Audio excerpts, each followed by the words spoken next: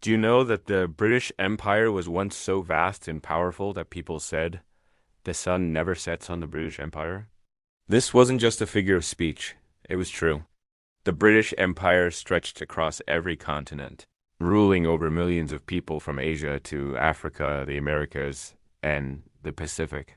For nearly 400 years, the British flag flew proudly over lands thousands of miles from London. But how did this empire rise and why did it fall?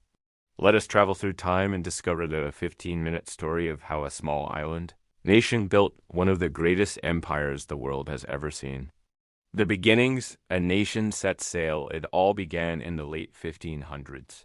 During the reign of Queen Elizabeth, the first England was not yet a major power. It was a small island surrounded by giants like Spain and France. But English sailors had something powerful on their side: ambition. Explorers such as Sir Francis Drake, Sir Walter Raleigh, and John Hawkins set sail into unknown waters, chasing riches, fame, and new lands. The world was opening up through sea exploration, and the English wanted a share of the wealth flowing from the Americas and Asia. They began establishing small settlements and trading posts, the first seeds of empire. One of the earliest was Jamestown, founded in 1607 in what is now the United States.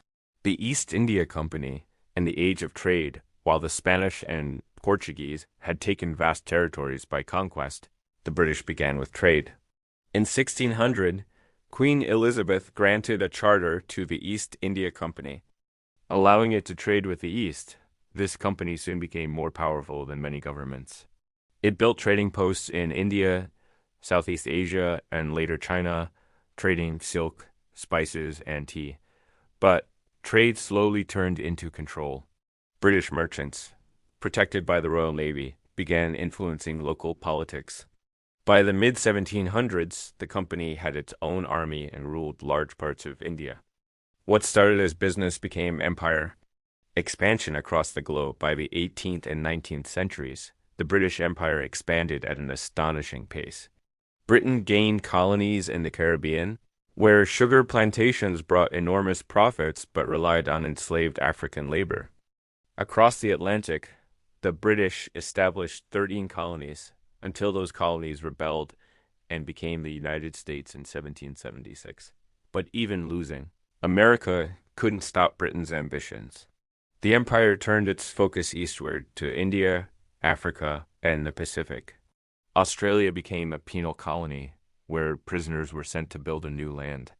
In Africa, British explorers and soldiers claimed vast territories like Egypt, Kenya, Nigeria, and South Africa. By the 1800s, the empire was the largest the world had ever seen. Britain's navy ruled the seas, its industries fueled global trade, and its culture spread far and wide. London became the heart of the world economy, the workshop of the world. Life in the empire. For the British, the empire brought wealth and pride, but for millions of people across the colonies, life was often hard. Lands were taken, traditional systems of rule were replaced, and local people were forced to adapt to foreign laws and culture. In India, for example, the British introduced railways, schools, and a new legal system, but they also exploited the land's resources and kept control in British hands. In Africa, entire communities were displaced for mining and plantations. The empire justified its rule with the idea of white man's burden, claiming it was bringing civilization to the world. Yet, even under colonial rule, local resistance never died. Leaders, writers, and ordinary people began to demand freedom. The turning point, the world wars, the 20th century brought change. During World War I and World War II, millions of soldiers from across the empire, from India, Africa, Canada, Australia, fought for Britain. After the wars, people began to ask, if we can fight for Britain's freedom, why can't we have our own? The cost of war also weakened Britain. Its economy was struggling, and maintaining control over faraway lands became impossible. The first great break came in 1947, when India won its independence after years of peaceful protests led by Mahatma Gandhi. Soon after, Pakistan and Sri Lanka followed. Across Africa and the Caribbean, one by one, nations gained independence during the 1950s. The empire becomes the Commonwealth by the late 20th century. The British Empire had faded, but it didn't completely disappear. Instead, it evolved into the Commonwealth of Nations, a voluntary group of former British colonies and territories that cooperate peacefully.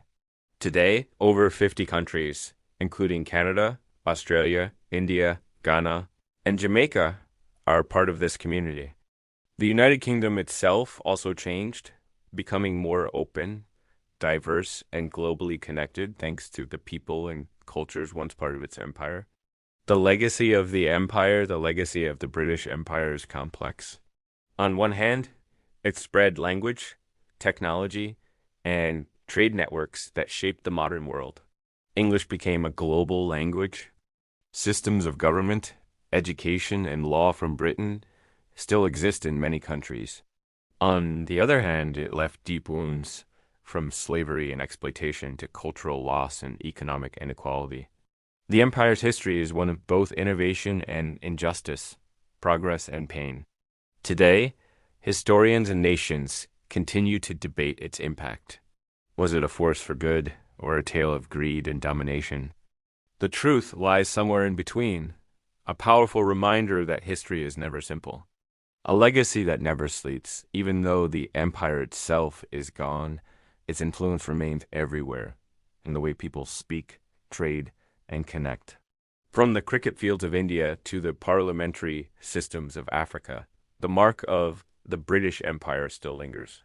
It is a story of how a small island in Europe built something that changed the world forever through courage, ambition, and, yes, controversy. Don't forget to subscribe for more fascinating stories from history's greatest empires and hidden legends.